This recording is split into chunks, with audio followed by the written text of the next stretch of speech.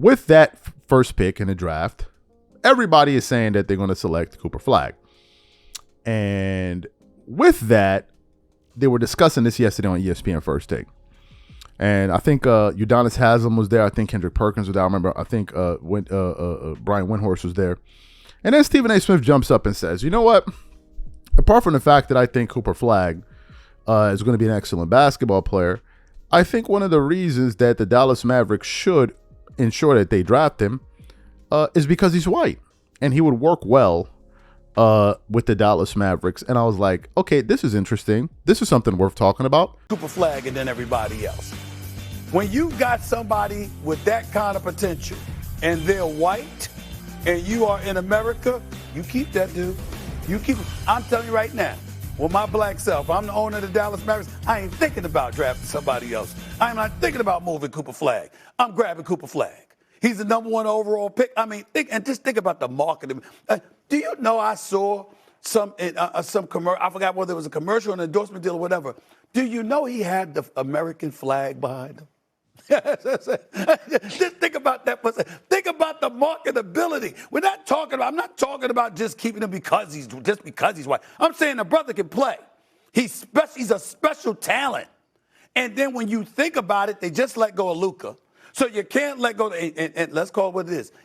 Jerry Jones taught me this. This is what I learned from that. When I say this kind of stuff, I get this kind of stuff from Jerry Jones. When I say, we're talking about Texas.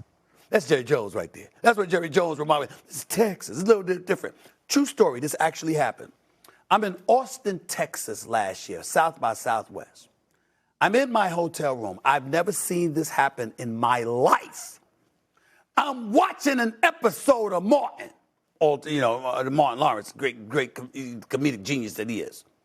And in the middle of the episode, the program gets interrupted so they can air the national anthem with the American flag on the screen. I've never seen that happen in my life. It was on television. That's what happened, okay?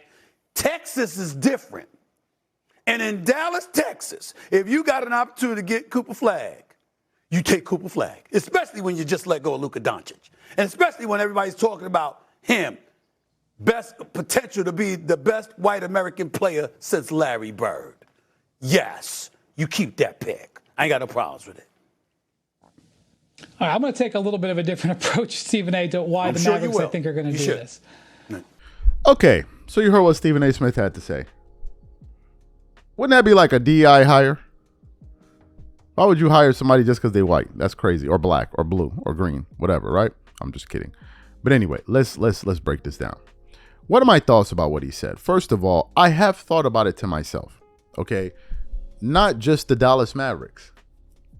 I've thought about it at teams as well as like the Boston Celtics. I've always wondered, not like in a way where it's like it's something I lost sleep over. I just thought to myself, like, this is interesting.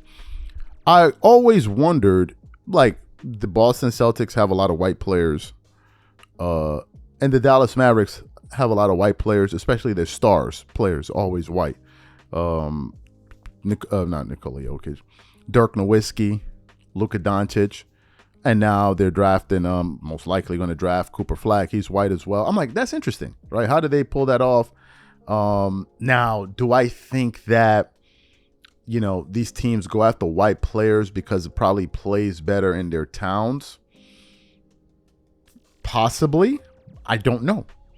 I really don't know. Now, I do have some thoughts about a person's color playing a role in a particular city, a city's support for a player. I think it plays a role, and I think it doesn't. I think that if you have a white player in a predominantly white city, it may kind of, look, everybody's happy to see their own kind do well, for the most part. Everybody is happy to see their own kind do well. Black people are happy to see blacks do well. Okay, so there are some fools out there. White people are happy to see white people do well in this group and that group and this group and that group. Everybody has their thing that, that they want to support. And I don't think there's anything wrong with that. So I think it's a natural thing where if you're a white guy or white people, you see a white player, it makes you feel good. I don't think that it's a human thing. Now, to deny that, I think you're a clown because you're now trying to say, no, I'm above that. I've evolved beyond them, and go sit your ass down. But I don't think that you need to draft a player or have a player of a particular pigmentation in a particular city for that player to be accepted or for people to feel like, hey, you know, I think this guy is great. I'll give you an example. Although I've never been to Chicago, I think Chicago's a pretty interesting blend of people out there.